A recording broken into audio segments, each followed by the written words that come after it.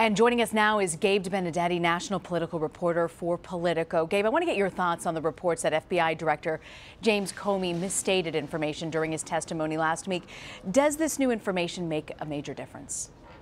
Well, it's not necessarily clear that it makes a major difference in the short run, but what it does is add to Comey's credibility problem, particularly among Democrats on the Hill. They already weren't very inclined to like him or listen to him too much, or at least to take his word for every single thing he was saying, because a lot of them really do regard him with some mistrust after his intervention in the 2016 election, which a lot of them blame for Hillary Clinton's loss. But this does add to an overall question about the probe into Clinton's emails and about the overall 2016 election question and the FBI's involvement. So that's why we're seeing the FBI trying to figure out how they're going to clean this up, because they want to be credible, obviously.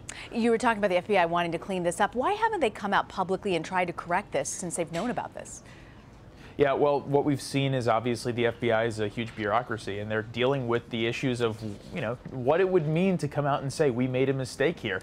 This is following a pattern that we've seen before, where the FBI has a lot of behind-the-scenes deliberations over what exactly it should be saying in public. That, of course, is what Comey had to go through himself when he was considering whether to disclose the new parts of the investigation into Hillary Clinton's emails last October. But the reality is this is a very politically delicate situation, not only because of the Clinton side, but because of the Trump-Russia probes. Comey, of course, is much more of a political figure now than he wants to be, and they want to make sure they get this right.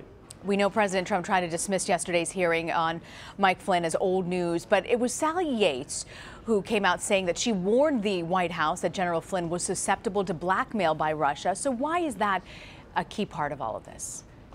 Well, obviously what we have here is the White House essentially being warned by its own Department of Justice that its own national security advisor could be compromised, could be, subject to influence from foreign forces. That is a huge deal, of course, but the White House tried to, according to Yates and according to some others, tried to ignore that warning. So what we're seeing is Trump trying to say, listen, there was no evidence of this. Let's move on. Flynn is in the past. Flynn's a good man. But obviously what Yates was saying on the Hill yesterday and what she was disclosing for the first time is that she outwardly was trying to warn the White House that these foreign influences could be getting their hooks into, internal White House policymaking, including in the national security space, which obviously is a huge deal.